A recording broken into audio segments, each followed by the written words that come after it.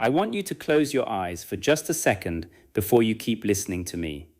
Actually, no, keep them open because I need you to listen to this next part very carefully. Imagine this. You are standing in front of someone. Maybe it is your boss. Maybe it is a stranger at a coffee shop. Maybe it is someone you have wanted to talk to for a very long time. And they ask you a simple question in English, something like, "So what do you do for a living?" And in that moment, something strange happens inside your head. A small explosion. Not a loud one, a quiet one. Your brain starts running in 5 different directions at once. First, it hears the question in English. Then, without asking your permission, it translates that question into your native language. Then it starts building an answer in your native language. Then it tries to translate that answer back into English. And somewhere in the middle of all that chaos, your mouth is just standing there, waiting, embarrassed, while the other person looks at you with a small, polite smile, wondering why you have gone silent. If this has ever happened to you, I want you to know something right now, in the first few minutes of this masterclass. You are not broken, you are not stupid, you are not bad at languages. What is happening to you has a name, and it is not a mystery, it is not magic, and it is not something only talented people can fix. It is a habit, a mental habit, and like every habit, it was built, brick by brick, through repetition, through fear, through years of being taught English the wrong way, in classrooms that cared more about grammar rules than about real human conversation. And because it was built, it can also be unbuilt, it can be replaced. It can be rewired. My name is 𝗦𝗽𝗲𝗀𝗀𝗀𝗀, and for many years now, I have made it my life's work to understand exactly why intelligent, capable, hardworking people, people who can read English perfectly, people who can write beautiful English essays, people who know grammar rules better than most native speakers, still freeze up the moment they need to open their mouth and speak. I have taught engineers who could explain quantum physics in English on paper, but could not order a coffee without stuttering.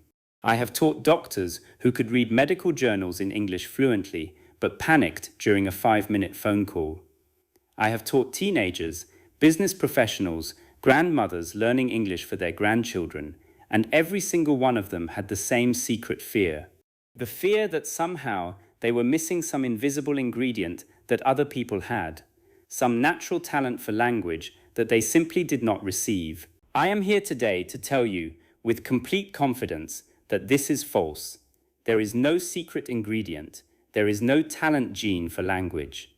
What separates a person who speaks English fluently and naturally from a person who freezes and translates and stumbles is not intelligence, and it is not talent. It is the relationship they have built with the English language inside their own mind, and that relationship can be changed today. This is not going to be a typical English lesson. I am not going to teach you a list of new vocabulary words. I am not going to give you 50 grammar rules to memorize. If that is what you came here for, I am going to disappoint you, and honestly, I want to disappoint you, because that approach has already failed you, hasn't it? You have probably studied grammar for years, you probably know more grammar rules than you think you do, and yet here you are, still struggling to speak with ease. So clearly, grammar rules alone were never the missing piece. What we are going to do together today, over the next several chapters, is something much deeper. We are going to go inside your brain. We are going to understand exactly what happens neurologically and psychologically when you try to speak a second language. We are going to identify the specific habits that are keeping you stuck, the translation habit, the perfectionism habit, the fear habit, and we are going to replace them one by one with new habits, natural habits, the same habits that children use to learn language, the same habits that the most fluent non-native speakers in the world use without even realizing it. By the end of this masterclass, I want you to understand something that most English learners never fully grasp. Speaking a language is not primarily an intellectual skill. It is not something you think your way into. It is a physical, emotional, and psychological skill, much closer to learning to swim, or ride a bicycle, or dance, than it is to solving a math equation. And once you understand this, everything changes. The way you practice changes. The way you listen changes. The way you feel when someone asks you a question in English changes. So settle in, get comfortable. Maybe you are listening to this while driving, while walking, while cooking dinner, while lying in bed, unable to sleep because your mind keeps replaying that awkward conversation from earlier today when you could not find the right words. Wherever you are, whatever brought you here, I want you to know that you are exactly where you need to be. This is the beginning of a different relationship with English. Not a relationship built on fear and translation and constant self-correction, but one built on flow, on confidence, and on genuine, natural communication. Let us begin. Chapter 1. The Translation Trap. Let me tell you about the single biggest reason why you struggle to speak English naturally. And I promise you, once I explain this, you are going to feel a small light turn on in your head, because you are going to recognize yourself immediately in what I am about to describe. You were taught, somewhere along the way, probably in a classroom, probably by a well-meaning teacher, that the correct way to learn English words was to connect them to words in your own language. Someone showed you a picture of a dog, and next to it, they wrote the English word dog, and next to that, they wrote the translation in your language. And your brain, being the intelligent, adaptive machine that it is, did exactly what it was trained to do. It built a bridge, a translation bridge. Every time you encountered the word dog, your brain would quietly, automatically, without asking your permission, travel across that bridge to your native language, find the equivalent word, and only then understand the meaning. This worked fine for reading. It worked fine for writing when you had time to think. But here is the problem. Speaking does not give you time. Real conversation happens in real time, often less than 1 second between hearing a question and needing to respond. And if your brain needs to take a detour through your native language every single time, translating what you hear, forming your response in your native language, and then translating that response back into English, you are doing 3 times the mental work that a fluent speaker is doing. No wonder you feel exhausted after a conversation in English. No wonder you feel slow. You are not slow. You are simply doing an enormous amount of unnecessary mental labor that fluent speakers have learned to skip entirely. Here is what fluency actually looks like at the level of the brain. A fluent speaker, when they hear the word dog, does not think of a translation. They think of an actual dog, a furry, 4-legged animal. The image, the concept, the feeling, the word dog is directly connected to the concept of a dog, with no detour through any other language. This is called direct association, and it is the single most important shift you need to make if you want to speak English naturally. Think about how a child learns their first language. A child never translates. A child has no other language to translate into. When a child hears the word hot and touches something warm and immediately understands, that direct connection between sound and meaning and physical experience is being built. This is why children, despite having far less intellectual capacity than adults, often learn to speak fluently faster than adults do. It is not because children are smarter, it is because children are not translating. They are building direct connections. Now, I know what you might be thinking. Professor Parker, I am an adult. I already have a native language deeply embedded in my brain. I cannot simply forget it and start fresh like a child. And you are absolutely right. You cannot and you should not try to. But here is the good news.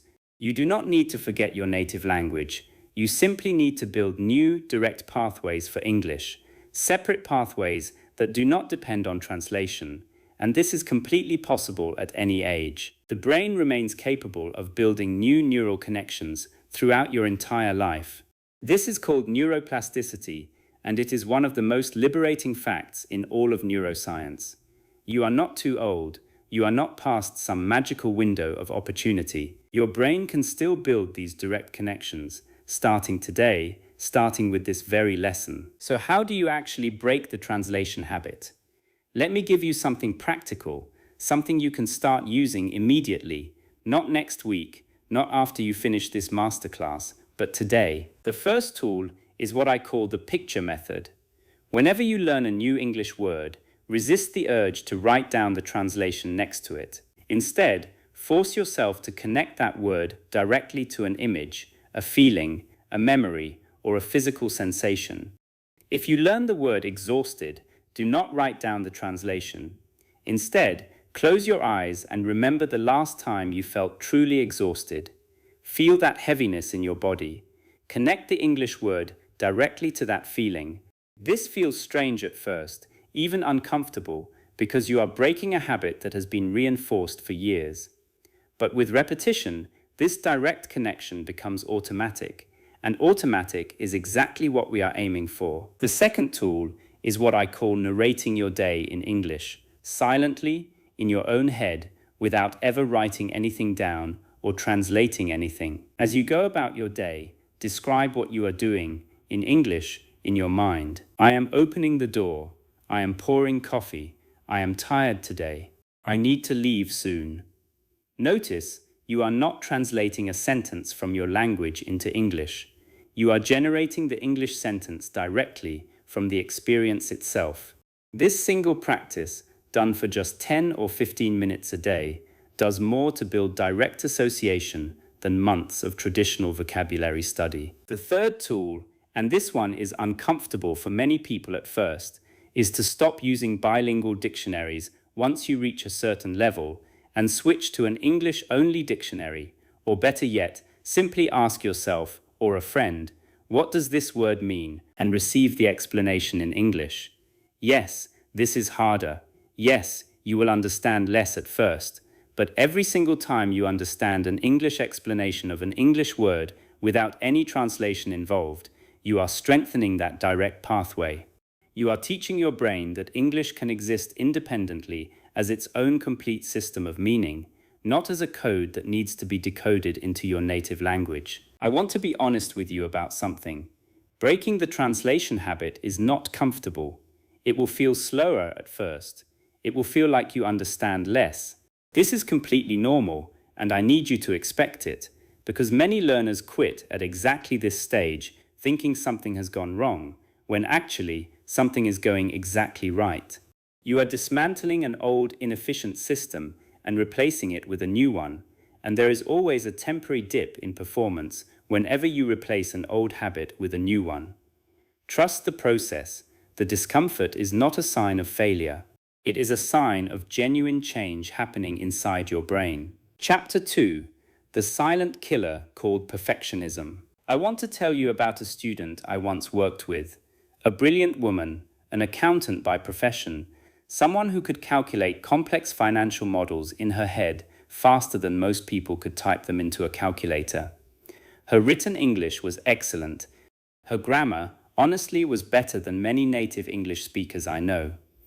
And yet, in every single speaking session we had together, she would stop mid-sentence, apologize, restart, stop again, apologize again, and eventually, out of frustration, switch back to her native language, saying, "I am sorry, I cannot say this correctly." It took me several sessions to understand what was really happening. She did not have a language problem. She had a perfectionism problem. Every single time she opened her mouth, some internal voice inside her head was grading her performance in real time, checking every verb tense, every article, every preposition, searching for mistakes before the words even left her mouth. And because that internal grading system was running constantly, her actual speech kept getting interrupted, edited, second-guessed, and eventually silenced entirely. I want you to understand something very important, something that might feel uncomfortable to hear at first, but which I promise will set you free once you truly accept it. Native English speakers make mistakes constantly. They use the wrong word. They start a sentence and change direction halfway through. They say and more times in a single conversation than you probably say them in a week. They mix up who and whom. They say less when they should say fewer. They mispronounce words they have known their entire lives. And nobody, absolutely nobody, stops them mid-conversation to correct them, because that is not how real human communication works. Real communication is not a grammar exam. It is an exchange of meaning between two people who are trying to understand each other. Here is the deep, painful irony of perfectionism in language learning. The more you try to speak perfectly, the less fluent you actually become. This is not a coincidence, and it is not just a motivational saying, it is a direct consequence of how the human brain processes speech. Speaking fluently requires your brain to access certain pathways quickly and automatically without conscious interference. But the moment you introduce a constant internal critic, checking every word before you say it, you are essentially asking your brain to do two competing tasks simultaneously: generate speech and judge that speech at the same time in real time. This creates a kind of mental traffic jam. Words get stuck, sentences get abandoned halfway through. Silence takes over, not because you do not know the words, but because your internal editor will not let them through. So what do we do about this? How do we quiet that internal critic, that voice that has probably been with you since your very first English class, the voice of a teacher marking red pen corrections on your homework, the voice of classmates laughing at a mispronounced word, the voice of your own fear of embarrassment? The first step is something I call redefining the goal of speaking. Right now, somewhere deep in your mind, you likely believe that the goal of speaking English is to speak correctly. I want you to replace that goal completely with a new one. The goal of speaking English is to be understood. That is it. That is the entire goal.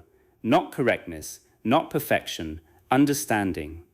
If the other person understands what you mean, you have succeeded, regardless of how many grammar mistakes you made along the way. This single shift in mindset, from correctness to understanding, is one of the most powerful changes you can make, and it will immediately reduce the pressure you feel every time you open your mouth. The second step is a practice I give to every single one of my students, without exception, and I want you to start it today. I call it the mistake quota. For the next 7 days, I want you to intentionally try to make at least 5 mistakes in English every single day, out loud, while speaking. Yes, you heard that correctly. Intentionally make mistakes. Say a sentence with the wrong verb tense, on purpose. Mix up a preposition, on purpose. Notice what happens. Notice that the world does not end. Notice that the person you are speaking with still understands you. Notice that no one laughs at you, and if they do, notice that you survive it anyway, and life continues. This exercise, strange as it sounds, retrains your nervous system to associate mistakes with safety rather than danger. And once mistakes stop feeling dangerous, they stop triggering that mental traffic jam I described earlier. The third step is learning to physically interrupt the perfectionist pattern in the moment it happens. Many of my students describe a very specific physical sensation right before they freeze up: a tightness in the chest, a held breath, a tension in the jaw. I want you to learn to recognize this sensation in your own body, and the moment you feel it, I want you to do one simple thing. Breathe out, slowly, and keep talking anyway, even if the sentence is not perfect, even if you have to restart, even if it feels messy. The goal is not to eliminate the anxious feeling immediately. That takes time. The goal is to keep speaking despite the feeling. Every single time you push through that moment instead of retreating into silence, you are weakening the perfectionist pattern a little more. I also want to address something that many learners never say out loud, but almost everyone feels: shame. There is a quiet shame that many adult learners carry, a feeling that speaking imperfectly makes them look unintelligent or unprofessional or less capable than they actually are. I want to gently challenge this belief. Think about how you feel when you meet someone who is learning your native language, someone who speaks it imperfectly, with an accent, with mistakes. Do you think less of them, or do you actually feel a kind of warmth, an admiration for their effort, a patience as you help them find the right word? Almost universally, people feel admiration, not judgment, toward language learners. The judgment you fear from others is almost always a reflection of the judgment you place on yourself. Native English speakers are, in my experience, remarkably forgiving of grammar mistakes, and remarkably impressed by the courage it takes to speak in a second language at all. You are not being judged nearly as harshly as you imagine. The harshest judge in the room is almost always the one inside your own head. Chapter 3. Thinking in English, not just speaking it. There is a question I ask every new student on the very first day I work with them, and the answer almost always reveals exactly why they are struggling. The question is simple: what language do you think in? And almost every struggling English speaker gives me the same answer. I think in my native language, and then I translate my thoughts into English when I need to speak. If this is your situation, I want you to understand something clearly. You will never feel truly fluent, no matter how much vocabulary you memorize, no matter how many grammar rules you master, as long as your thinking happens in one language and your speaking happens in another. This is the deepest, most fundamental level of the translation trap we discussed in Chapter 1, and it deserves its own dedicated chapter, because thinking in English is, in many ways, the single most transformative habit you can build. Let me explain why this matters so much. When you think in your native language and then translate into English, you are essentially running a live translation service inside your own head every single moment you are speaking. This is exhausting, it is slow, and most importantly, it means your spoken English will always carry the sentence structures, the rhythms, and the logic of your native language, even when the individual words are technically English. This is why translated speech often sounds slightly unnatural, even when it is grammatically correct. The bones of the sentence, the underlying structure, were built in a different language, and translation can only do so much to disguise that. When you think directly in English, something remarkable happens. Your sentences start to naturally follow English patterns, English rhythms, English logic, because they were never anything else. They were born in English. There is no translation happening because there is nothing to translate. The thought and the words arrive together as one unified process, exactly the way it happens for native speakers. Now, I know this sounds like an enormous task. Professor Parker, how am I supposed to just start thinking in a different language? I have thought in my native language my entire life.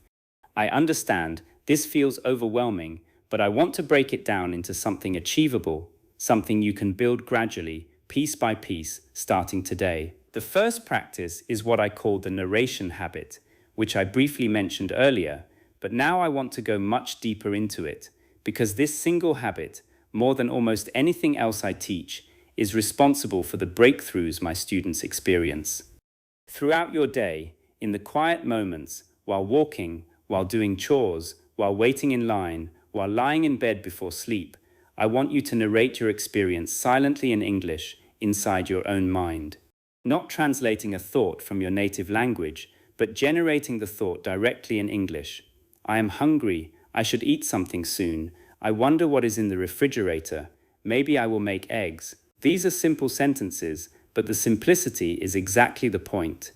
You are not trying to think complex philosophical thoughts in English right away. You are building the basic muscle of direct English thought, one simple sentence at a time. Start with just 5 minutes a day. That is all. 5 minutes of narrating your immediate experience in English inside your own head. As this becomes more comfortable, extend it to 10 minutes, then 20. Then eventually, without you even noticing exactly when it happened, you will find yourself thinking in English throughout large portions of your day, without any conscious effort at all. The second practice is what I call emotional labeling in English. Our thoughts are deeply connected to our emotions, and one of the fastest ways to build direct thinking in a new language is to label your emotional experiences in that language as they happen. When you feel frustrated, silently say to yourself in English, "I feel frustrated right now." When you feel happy, silently say, "I feel happy." This might feel awkward at first, almost clinical, but emotional experiences are incredibly powerful anchors for language, far more powerful than neutral vocabulary lists, because emotions are deeply tied to memory formation in the brain. Connecting English words directly to real emotional experiences as they happen builds some of the strongest, most durable neural connections you can create. The third practice, and this one requires a bit more courage, is what I call the internal debate. Once you are comfortable narrating simple experiences and emotions in English, I want you to start having small internal debates or discussions with yourself entirely in English about decisions in your life. Should I take this job or not? Should I say yes to this invitation or not? What are the reasons for and against? This practice forces you to use more complex sentence structures, conditional language, reasoning language, opinion language, all inside your own head, without the pressure of an audience, without the fear of making a mistake in front of someone else. It is a completely private practice space where you can build increasingly sophisticated English thought patterns at your own pace. I want to share something important about the timeline of this process, because I do not want you to expect instant results and then feel discouraged when they do not appear immediately. Building the habit of thinking in English is not something that happens in a single day or even a single week. For most of my students, the shift begins to feel noticeable somewhere between 3 and 6 weeks of consistent daily practice, and it continues deepening for months after that. This is not a sign that something is wrong with you if it takes time. This is simply how neural rewiring works. It is gradual, it is cumulative, and every single day of practice, even the days that feel unproductive, is contributing to a change that is happening beneath the surface, in ways you cannot always feel or measure directly. One final thought before we move to the next chapter. Many learners ask me, Professor Parker, will thinking in English damage my relationship with my native language or make me forget it? I want to reassure you completely on this point. The human brain is remarkably capable of holding multiple languages simultaneously, each with its own pathways, each fully intact.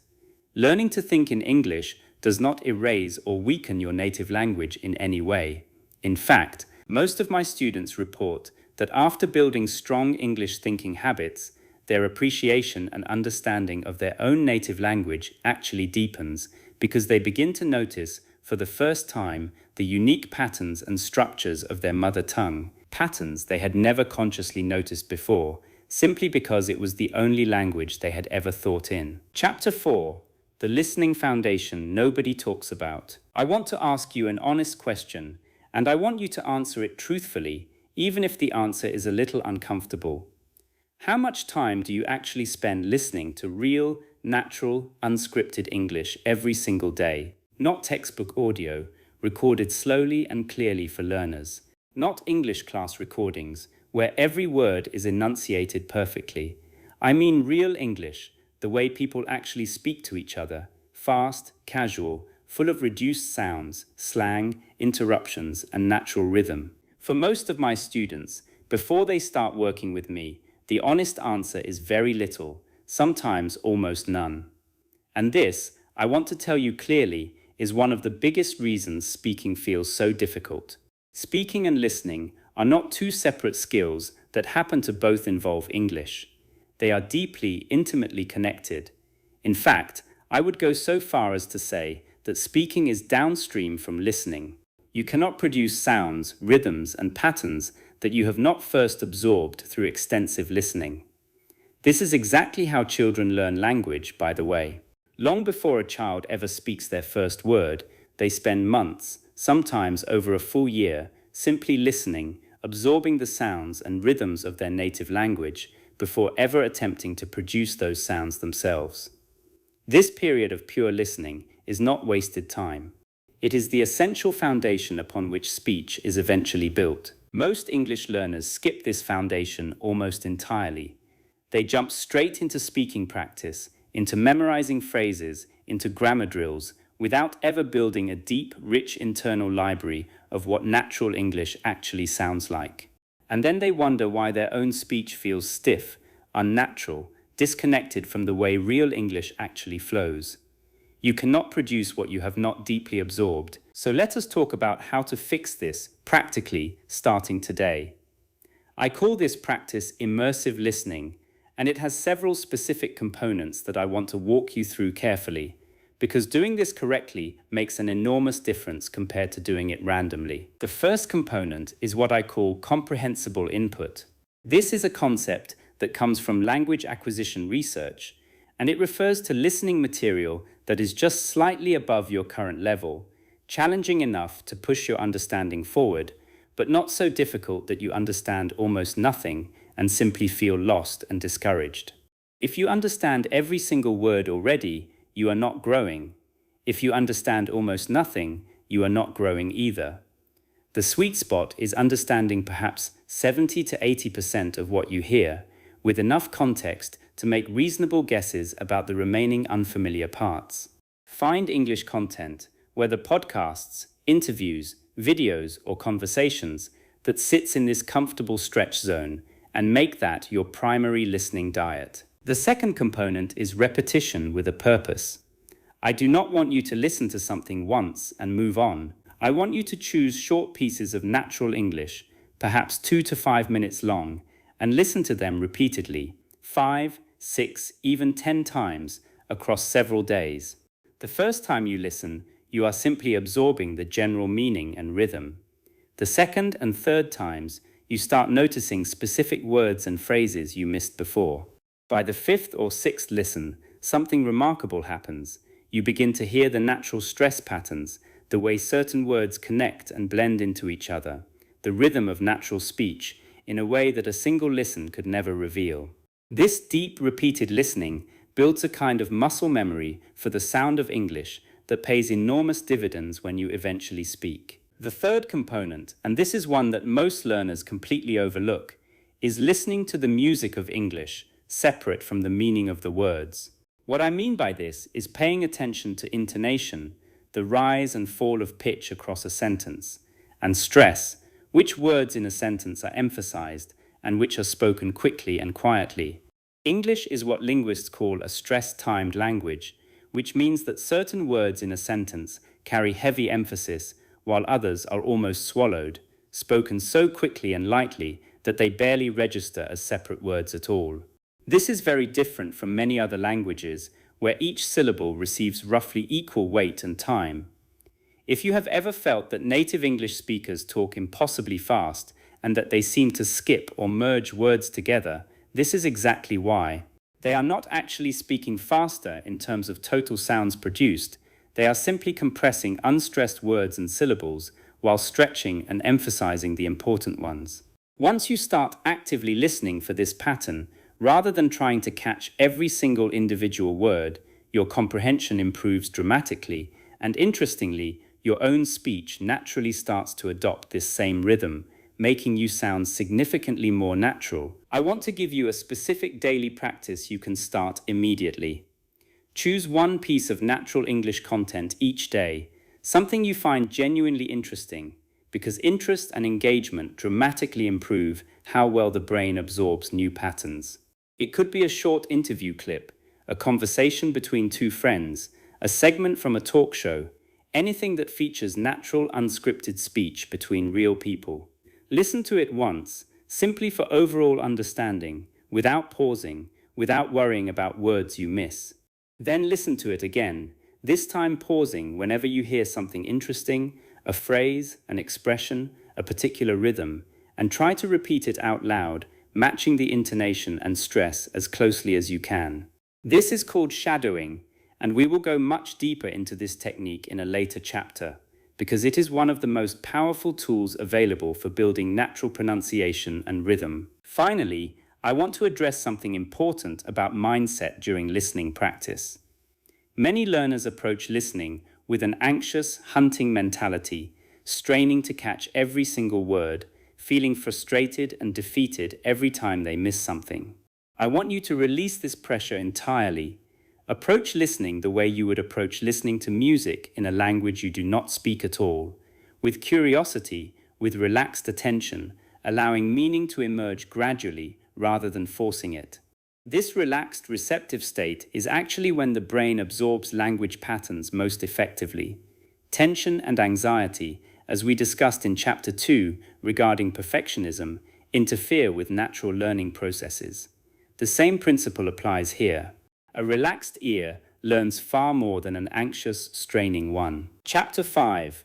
The shadowing technique for natural rhythm. In the last chapter, I mentioned a technique called shadowing, and I promised we would go much deeper into it, because in my many years of teaching, I have never found a single practice that transforms a learner's spoken English as quickly and as dramatically as shadowing does, when it is done correctly and consistently. Let me first explain exactly what shadowing is, because the word alone does not fully capture the practice. Shadowing means listening to a short piece of natural spoken English and simultaneously, or with only a tiny delay, repeating exactly what you hear, matching not just the words, but the rhythm, the intonation, the speed, the pauses, and the emotional tone of the original speaker. You are not translating, you are not thinking about grammar, you are becoming a kind of echo, a shadow of the original speech, trying to physically reproduce the sounds as closely and naturally as possible, almost like an actor learning to mimic an accent for a role. Why does this technique work so powerfully? Because speaking a language fluently is not primarily an intellectual skill, it is a physical skill involving very precise, very fast movements of your tongue, lips, jaw, and vocal cords, movements that need to become automatic through repetition, exactly the way a skilled athlete's movements become automatic through thousands of hours of practice. You cannot think your way into automatic muscle movement. You have to physically practice it over and over until your mouth simply knows how to produce the sounds without conscious thought. Shadowing gives your speech muscles this exact kind of repetitive physical training, using real, natural English as the model, rather than the artificial, slowed-down speech often used in traditional language classes. Let me walk you through exactly how to practice shadowing correctly, step by step, because doing it poorly produces very little benefit, while doing it correctly, even for just 15 minutes a day, can produce visible improvement within a matter of weeks. Step 1. Choose your material carefully. For shadowing, you want short clips, ideally between 30 seconds and 2 minutes long, of natural, clear spoken English. Interviews work wonderfully for this, as do podcast segments, movie scenes, or even short segments from audiobooks. The key requirement is that the speech should be reasonably clear, at a natural pace, not artificially slowed down, because your goal is to internalize real, natural rhythm, not an artificial textbook version of English. Step 2. Listen to the clip several times before attempting to shadow it at all. I know this might feel like you are wasting time, but this step is essential. Listen once for overall meaning. Listen a second time, paying attention specifically to rhythm and stress, noticing which words are emphasized and which are compressed or softened. Listen a third time, perhaps following along with a transcript if one is available, connecting the written words to the sounds you are hearing. Step 3. Begin shadowing in small chunks. Do not try to shadow an entire 2-minute clip in one attempt right away. Break it into sentences or even shorter phrases if needed. Play a short segment, pause, and immediately repeat it out loud, trying to match not just the words, but the exact rhythm, stress, and intonation of the original speaker. Play it again, listen critically to your own attempt compared to the original, and try again, adjusting your rhythm and pronunciation to match more closely. Step 4. Once you feel reasonably comfortable with individual chunks, attempt to shadow the entire clip continuously, speaking simultaneously with the recording, or with only a very slight delay, without pausing. This continuous version is more challenging, and you will likely stumble the first several times you attempt it.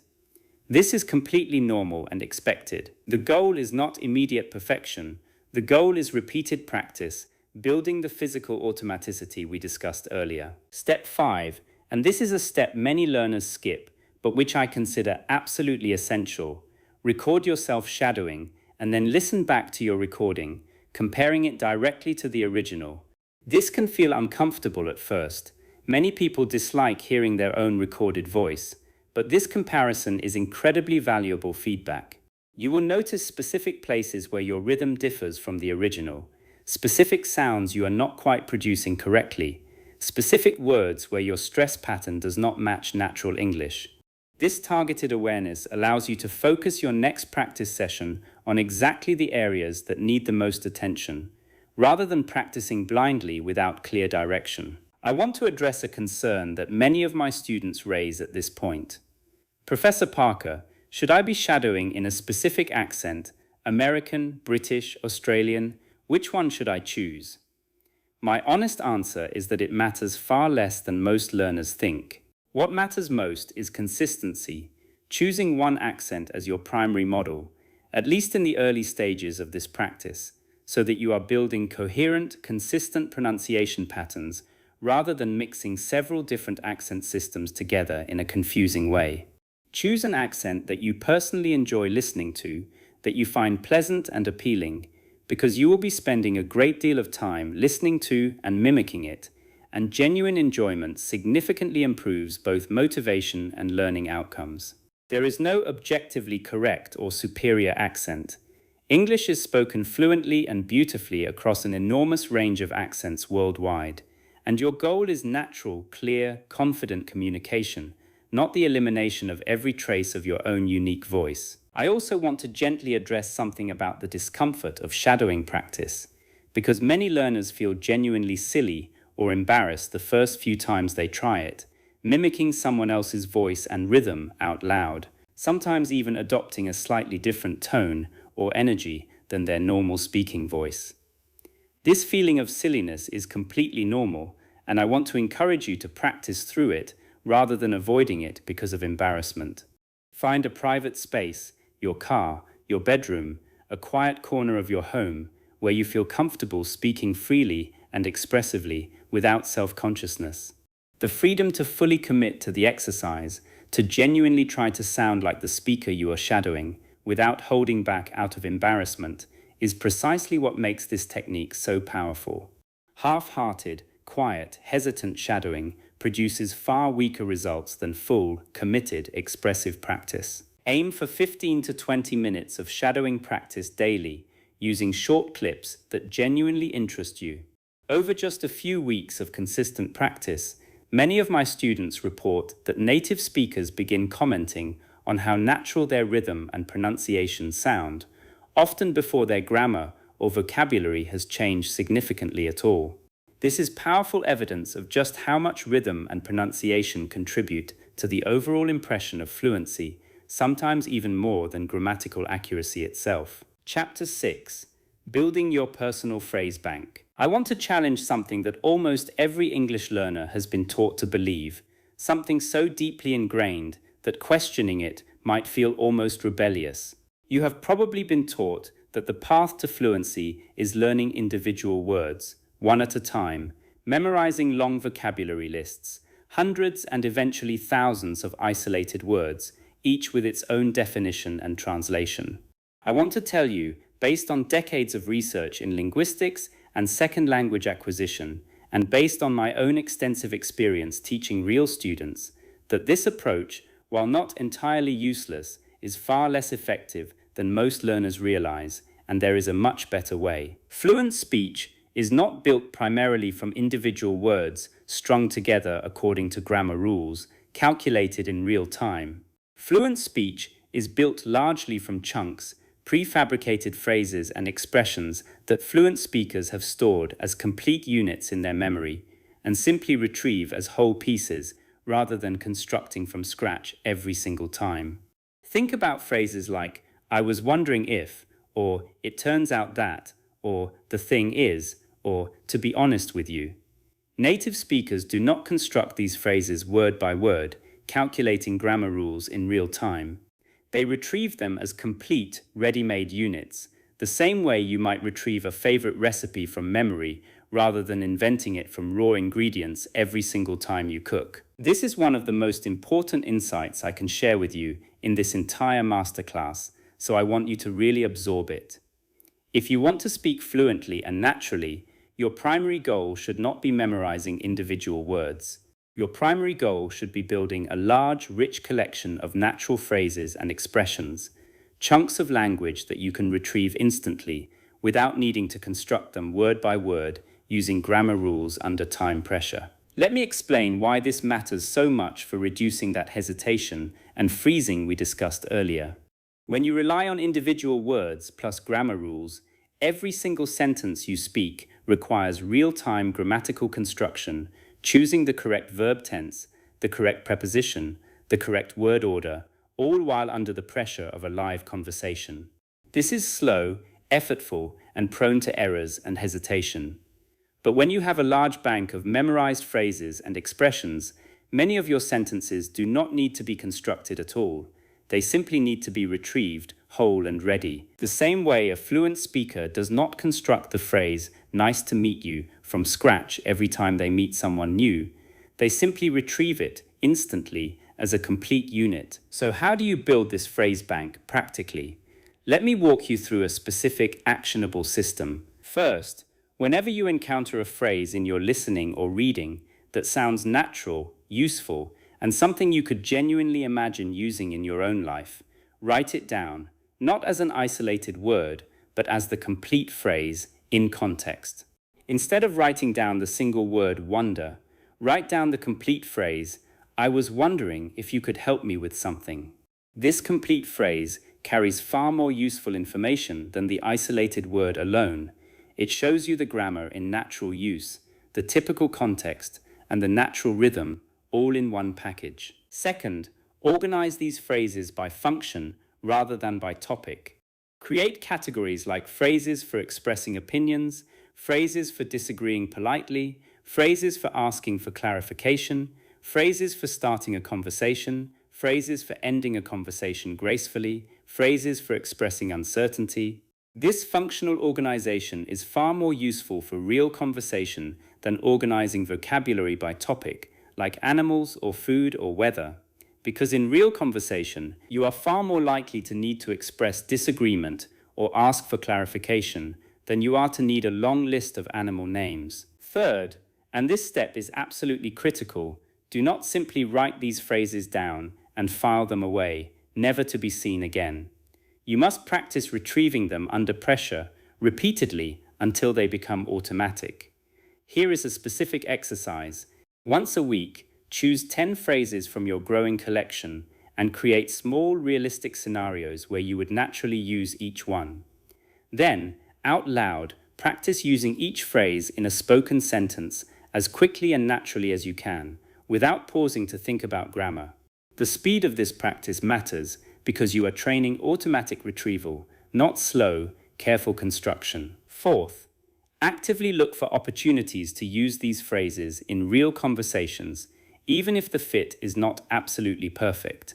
Every time you successfully use a memorized phrase in a real, live conversation, that phrase becomes significantly more deeply embedded in your automatic memory, far more than simply reviewing it silently ever could. Real usage, with real emotional stakes, even small ones, is one of the most powerful memory reinforcement mechanisms available to us. I want to share a specific number with you because I find that concrete targets help many learners stay motivated and consistent. Aim to add between 5 and 10 new natural phrases to your collection every single week, along with regular review and active practice of phrases you have already collected. Over the course of a single year, this consistent practice builds a collection of several hundred natural, ready-to-use phrases, covering an enormous range of everyday conversational needs. At that point, something remarkable happens in your spoken English. A very large percentage of your everyday conversation can be constructed from these ready-made chunks, dramatically reducing the real-time grammatical construction burden, and correspondingly reducing hesitation, freezing, and that exhausting feeling of mental effort that so many learners describe when speaking English. I also want to mention something about where to find these natural phrases, because sourcing matters enormously here. The best sources are authentic, natural spoken English, exactly the kind of content we discussed in the listening chapter. Podcasts, interviews, natural conversations, movies and television shows featuring realistic dialogue. Avoid textbook dialogues as your primary source, as these often contain artificial, overly formal, or simply uncommon phrasing that does not reflect how people actually speak in real life. Your ear, trained through the immersive listening practice from Chapter 4, will become an increasingly reliable guide for recognizing which phrases sound genuinely natural and worth collecting, and which sound stiff, outdated, or artificial. Chapter 7. Overcoming the fear of judgment. We have spent the last several chapters talking about very practical, mechanical aspects of language learning: translation habits, thinking patterns, listening practice, shadowing, phrase collection. All of these are essential, and I hope you are already starting to put some of them into practice. But now I want to turn to something that, in my experience, is often the single biggest obstacle for many learners, bigger even than any of the technical challenges we have discussed so far. I want to talk about fear. Specifically, I want to talk about the fear of judgment, the fear that when you speak English imperfectly, other people are silently evaluating you, forming negative opinions about your intelligence, your competence, your worth as a person, simply based on your accent or your grammar mistakes. This fear is incredibly common, and I want you to know, right from the start of this chapter, that this fear, while completely understandable and human, is doing far more damage to your fluency than almost any grammatical weakness ever could. Let me explain the psychological mechanism behind this. When we feel judged, or fear being judged, our nervous system responds as though we are facing a genuine threat, even though no physical danger actually exists. This activates what is commonly called the fight or flight response, a very old, very powerful survival mechanism that redirects blood flow and mental resources away from complex cognitive functions like language production and toward more primitive survival functions.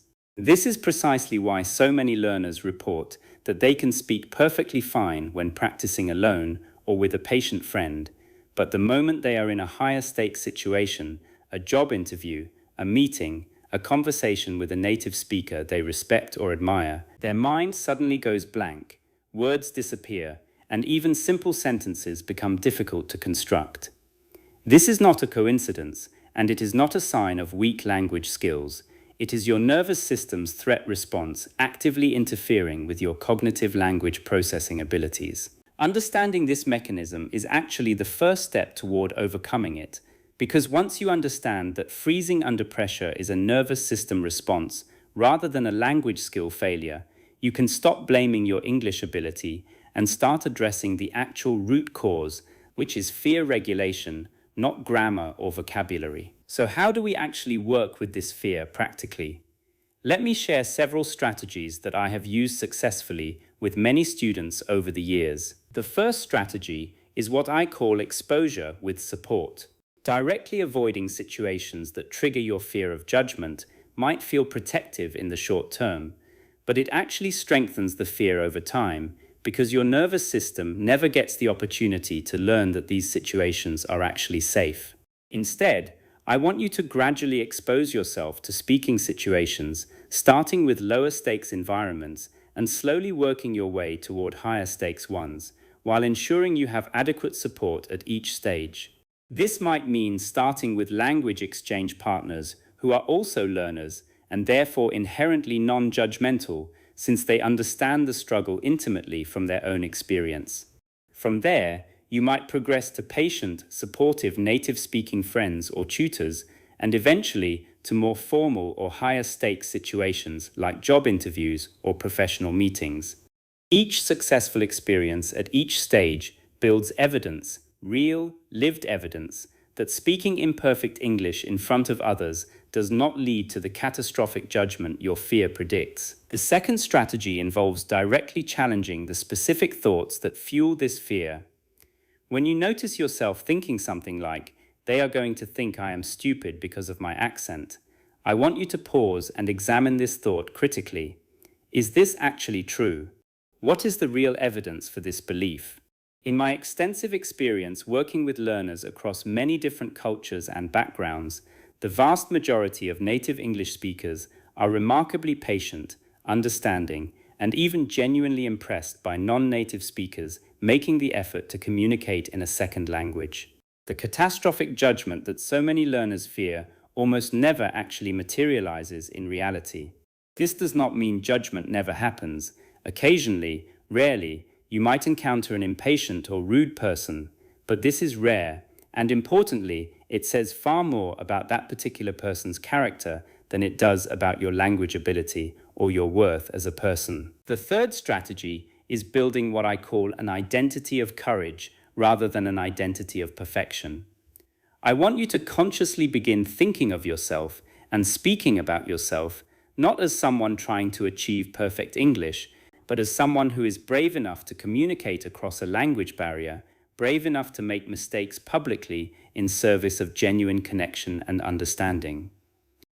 This reframe is powerful because it shifts your internal narrative from a story centered on inadequacy, I am not good enough at English, to a story centered on courage and growth. I am someone who bravely puts myself out there to communicate, even when it is uncomfortable. This second narrative is not only more accurate, it is also far more motivating and far less anxiety-inducing than the first. I want to share one more practical tool before we move on, something I call the after-action reflection. After any speaking interaction that felt difficult or triggered significant anxiety, I want you to take just 2 or 3 minutes, either mentally or in a journal, to reflect on what actually happened as objectively as possible. Did the other person actually react negatively, or is that simply what your anxious mind predicted or assumed? Did the conversation actually end in disaster, or did you successfully communicate your basic meaning, even if imperfectly?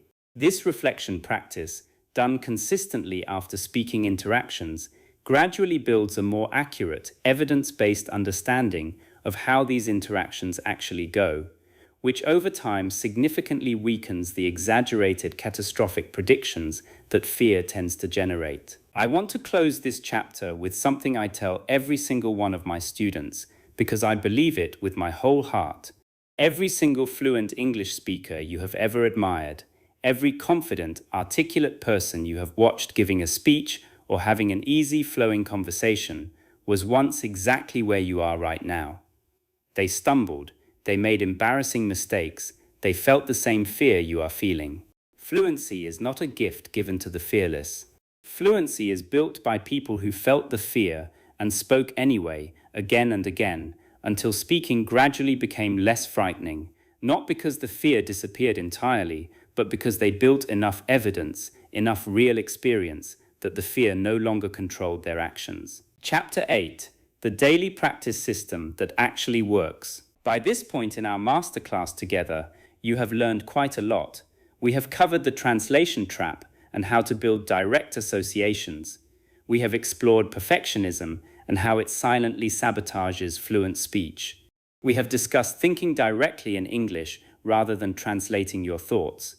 We have gone deep into immersive listening and the powerful technique of shadowing. We have explored building a personal bank of natural phrases, and we have addressed the deep, often unspoken fear of judgment that holds so many learners back. Now, I want to bring all of this together into a single coherent daily practice system, because knowledge without consistent application changes nothing. I have met many learners over the years who could recite every principle I have just taught you perfectly and yet still struggled to speak fluently, simply because they never translated this knowledge into consistent daily action. Let me give you a realistic, sustainable daily practice structure, something you can actually maintain over months and years, not an overwhelming, unrealistic schedule that burns you out within a week and leaves you feeling defeated and back at square one. I want to start by addressing a common misconception. Many learners believe that dramatic, intense study sessions, several hours at a time, occasionally, when motivation strikes, are the path to fluency. This approach almost always fails, not because the effort is not there, but because language acquisition, like physical fitness, responds far better to consistent, moderate daily effort than to occasional intense bursts, followed by long periods of inactivity. Your brain needs regular, spaced repetition to build strong, durable neural pathways.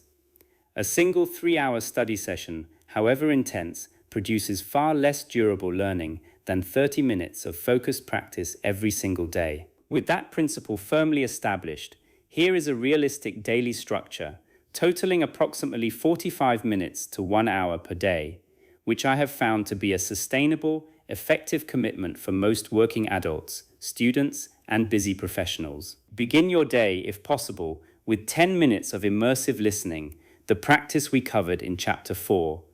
This could happen during your morning routine while getting ready, while having breakfast, or during your commute. Choose content that genuinely interests you, remembering the principle of comprehensible input, material that challenges you without overwhelming you. Next, dedicate 15 minutes to shadowing practice, ideally using a short clip from content you have already listened to at least once, so you have some familiarity with the meaning and content before attempting to physically reproduce the rhythm and sounds. Remember the specific steps we outlined in Chapter 5, listening multiple times, breaking into chunks, gradually building toward continuous shadowing of the entire clip. Throughout your day, practice the narration habit from Chapter 3, silently thinking in English about your immediate experiences, your tasks, your observations, your feelings. This does not require dedicated separate time. It can happen during any quiet moments throughout your day, while doing chores, while walking, while waiting. In the evening, or whenever is most convenient for you, spend 10 minutes reviewing and adding to your personal phrase bank from Chapter 6. Look back at anything interesting you noticed during your listening practice earlier.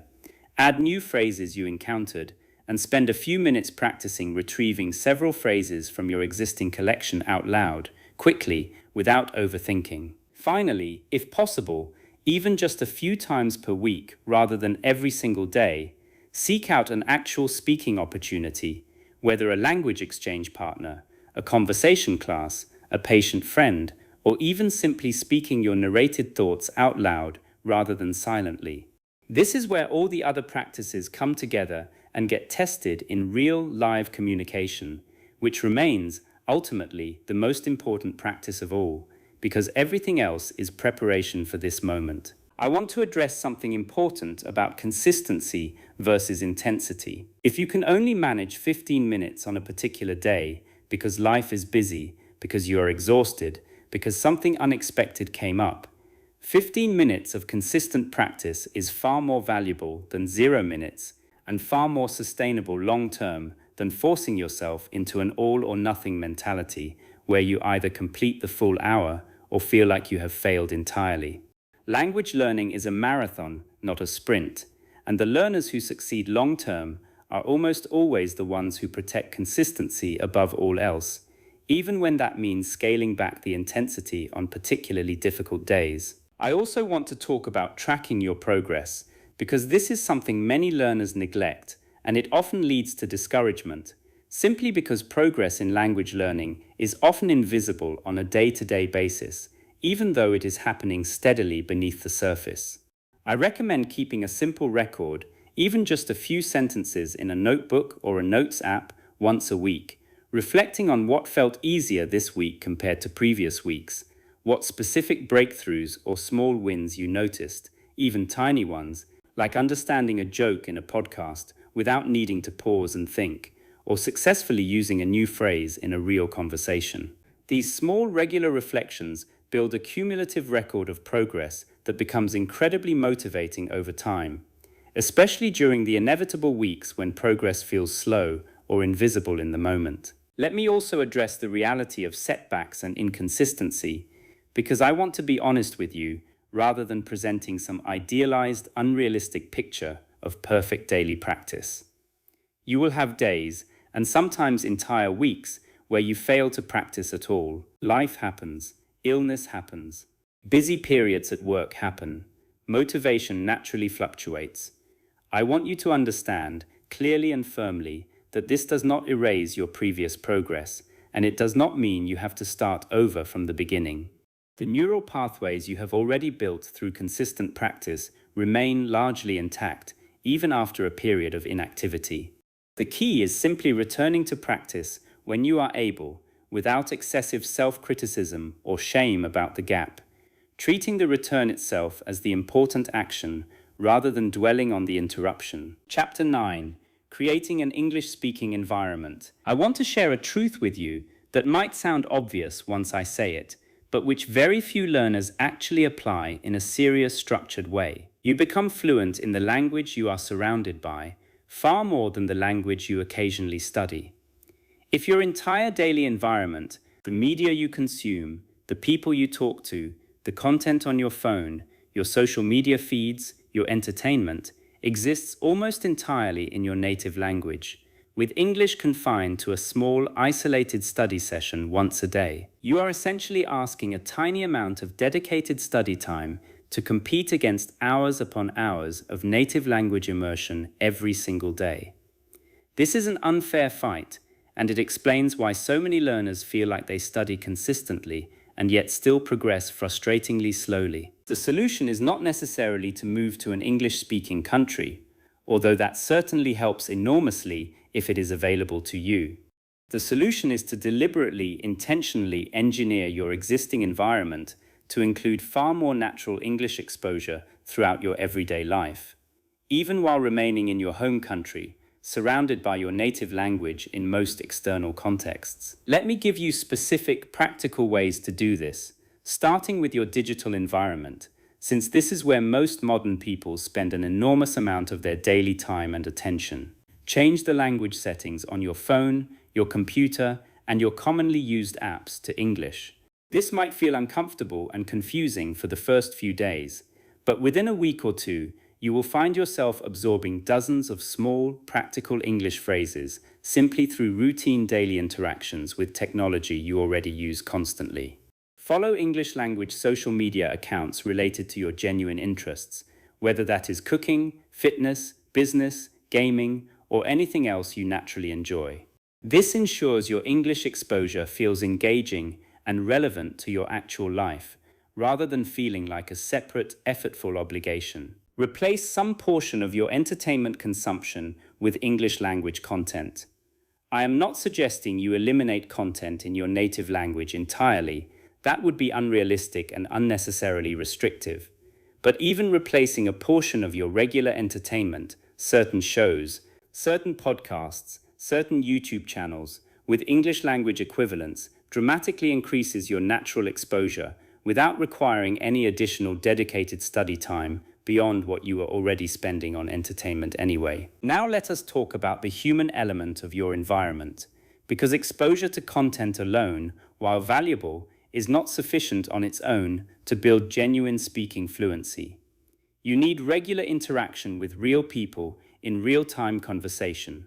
If you do not have easy access to native English speakers in your immediate physical environment, I want you to actively seek out language exchange communities, online conversation groups, or paid tutoring services that provide regular, consistent speaking opportunities. Even just 2 or 3 conversations per week, 20 to 30 minutes each, provide invaluable real-time practice that no amount of solo study, however well designed, can fully replace. I also want to address something important about the quality of your speaking practice partners.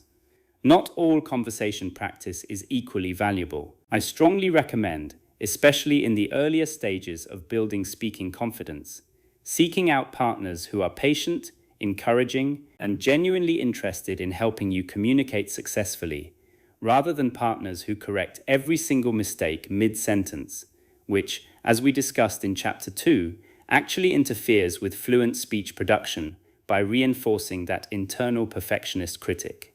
There is a time and place for detailed grammatical correction, certainly, but it should generally happen after a conversation, as gentle feedback, rather than constantly interrupting the natural flow of speech in the moment. I want to introduce a concept here that I call environmental design versus willpower dependency. Many learners rely almost entirely on willpower and motivation to maintain their practice, remembering to study, forcing themselves to seek out English content, pushing themselves to have conversations despite feeling anxious. Willpower, however, is a limited, fluctuating resource, strong on some days and completely depleted on others, especially during stressful or busy periods of life. Environmental design, on the other hand, removes much of this dependency on willpower by making English exposure the default, easy option in your daily environment, rather than something that requires constant conscious effort and decision-making.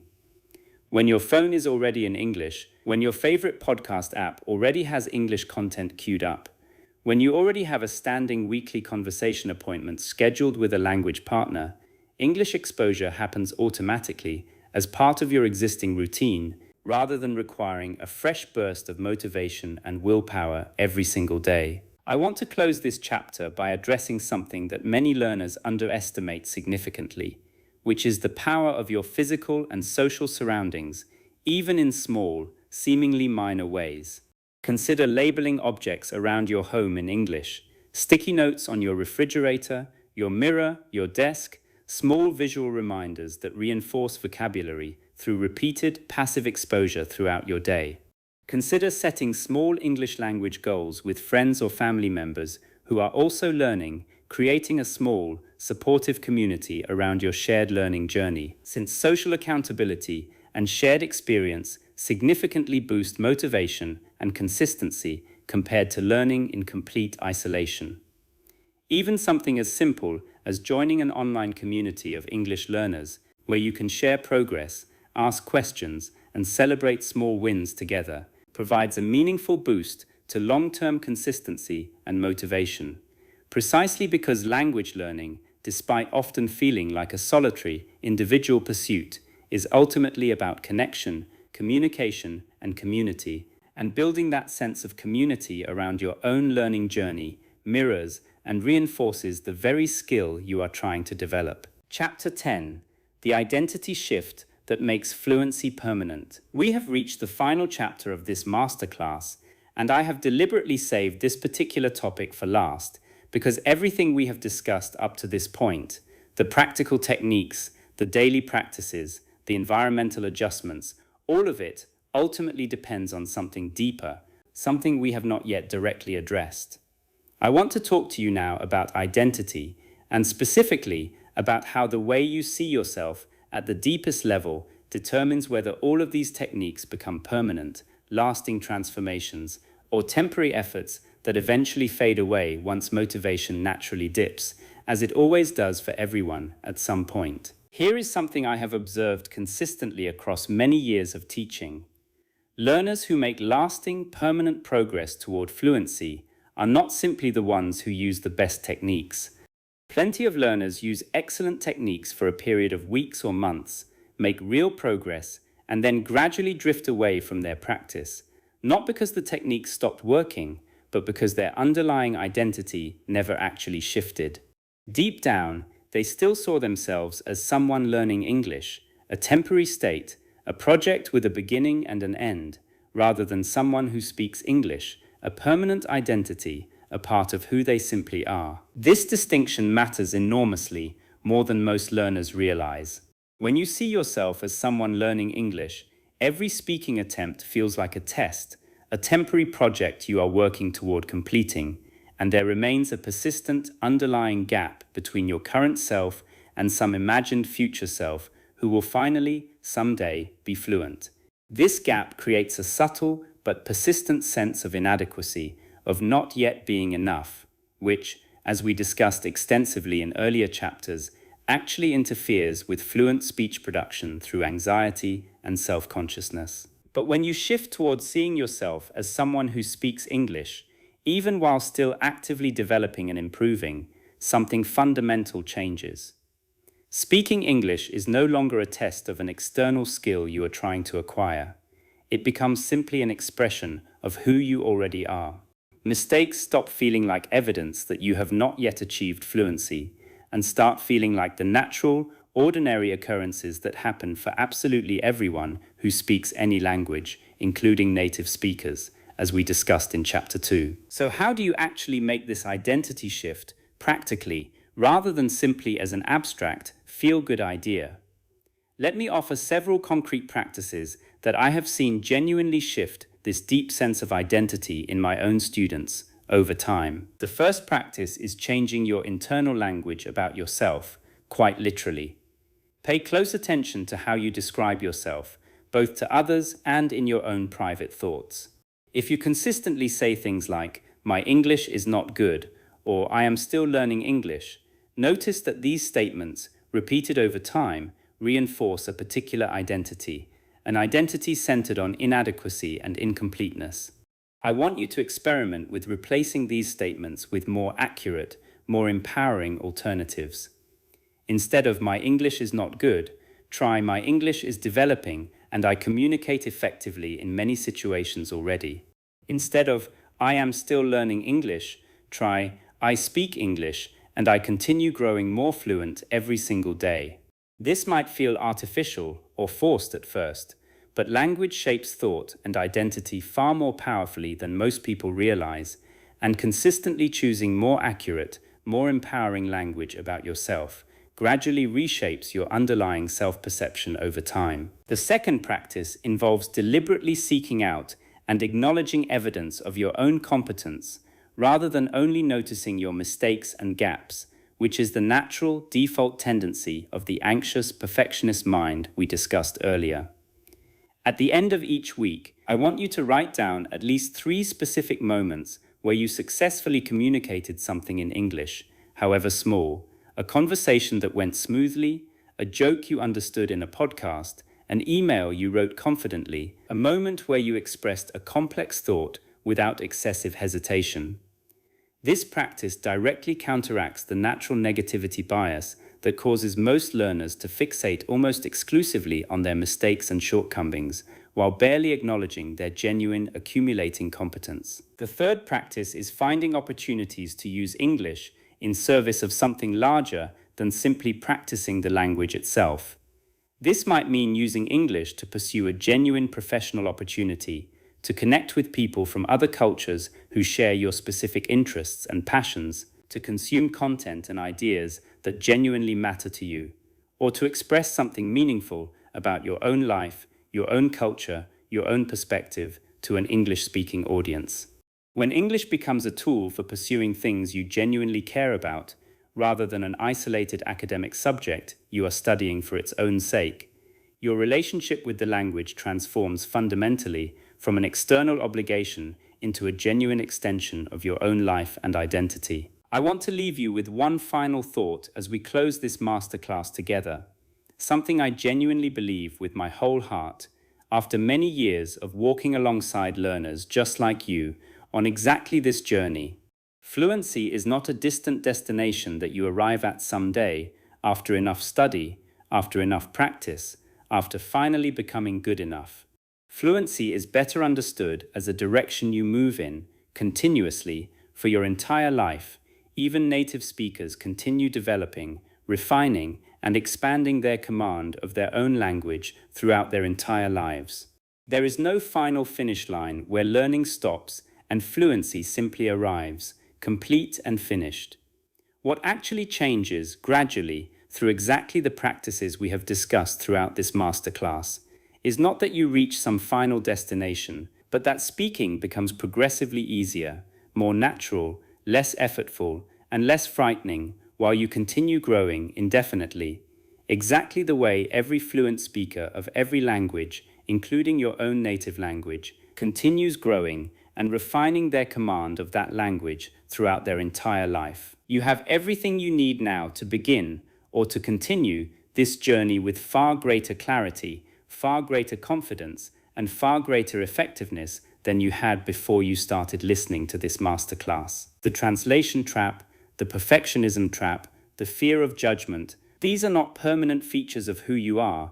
They are simply habits, patterns that were built over time and which can absolutely be unbuilt, rebuilt, and replaced with new, more effective, more natural patterns, exactly as we have discussed throughout every single chapter of this masterclass together. I want to thank you, genuinely and sincerely, for spending this time with me today. Teaching people to find their own natural, confident voice in a new language is, without exaggeration, the most meaningful work of my entire career, and I consider it a genuine privilege to have shared this time with you. Wherever you are on your own English-speaking journey, whether you are just beginning or whether you have been working at this for many years already, I want you to know that natural, confident, effortless speech is genuinely available to you.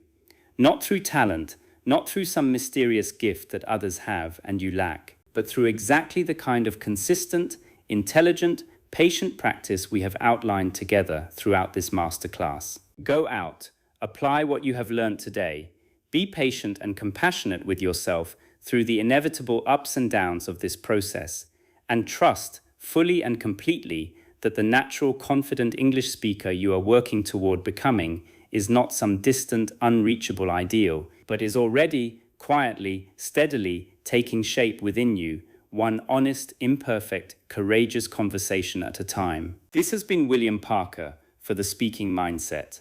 I will see you in the next lesson.